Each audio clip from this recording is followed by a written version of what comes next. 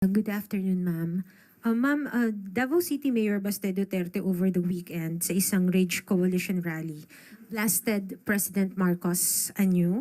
Ang sabi niya, walang achievements ang Pangulo and instead, quote-unquote, he brought back drugs, brought back criminality, and brought back corruption. Mayor Duterte also claimed that the President is seeking to extend his term. Your comment on this? Okay, sa ngayon po kasi, kung sino po yung madalas nagbabakasyon, sila pa po yung naghahanap ng ginagawang trabaho ng Pangulo. Hindi natin sila masisisi kung sila'y bulag at bingi sa ginagawa ng Pangulo dahil siguro wala sila sa bansa.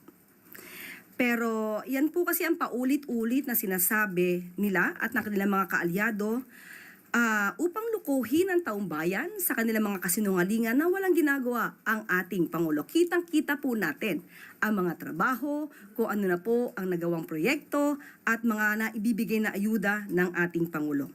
So patungkol po, sabi, dumami po, again, bumalik ang? Ang criminality, ang drugs and corruption. Okay. Kaya nga po, masugid ang ating gobyerno na sa pagsawata ng mga illegal na droga. Kaya nga nagtataka po tayo, bakit po kaya napakadaming droga, illegal drugs na nahuhuli sa Davao City? Ito po, katulad po nito.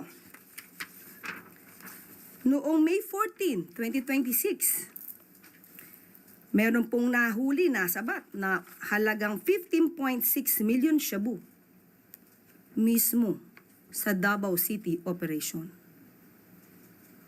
Hindi po ba sakop niya ito? Kaya nga po, bakit sa Davao City ay may nahuhuli kung naging epektibo po yung sinasabi nilang war on drugs? Sa ngayon po, wala po tayong EJK pero marami pong nasasabat ang ating mga law enforcers para po masawata ang illegal na droga.